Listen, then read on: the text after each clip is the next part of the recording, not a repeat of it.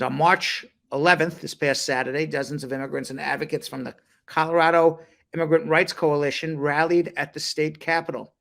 The group wants Colorado's congressional delegation to support a bill to update the U.S.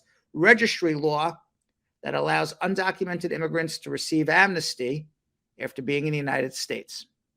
Now, the registry law right now is January 1st, 1972, which means that anybody who was in the United States on or before January 1st, 1972, it's an old form of amnesty, can get a green card.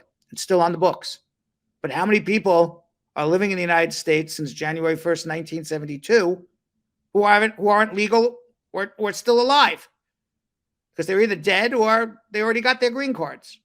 January 1st, 1972, that was 50 years ago. More than that, 51 years. We're in 2023.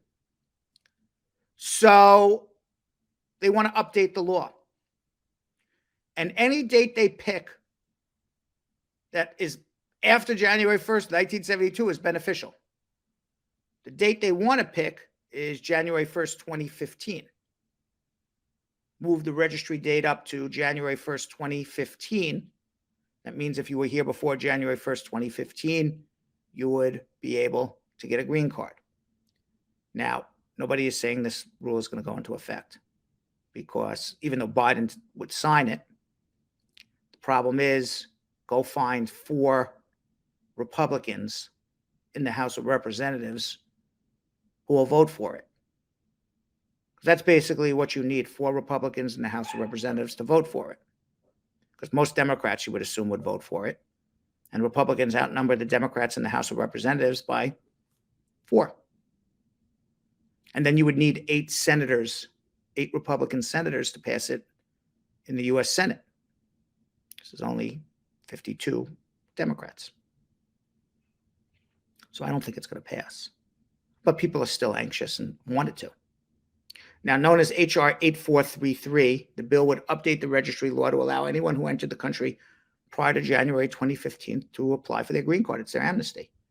It was introduced in the House of Representatives on March 9th by Democratic Representative Zoe Lofgren of California, Jesus Garcia of Illinois, Grace Meng of New York, and Norma Torres, and Lou Correa of California, and Representative Diana DeJette, who represents Denver, has signed onto the bill as an original sponsor.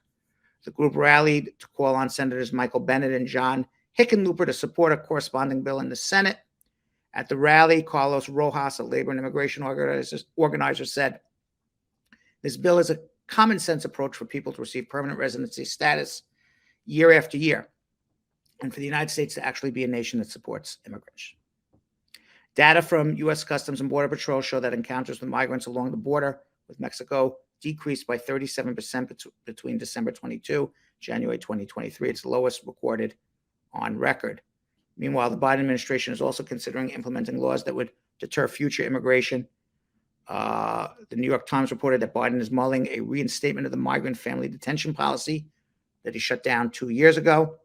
The president has also empowered the Department of Homeland Security and Department of Justice to draft a new rule that could prohibit someone who is deported for illegally crossing the border from re-entering the United States for 5 years. So it's all bad news, basically, for immigrants.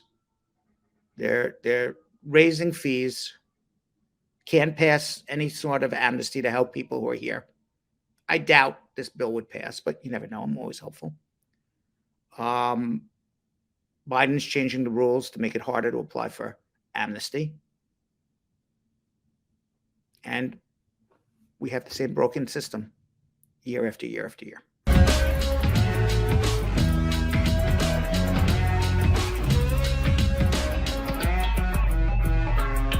Thanks for watching. For more Brad Show Live, like and subscribe to our YouTube channel.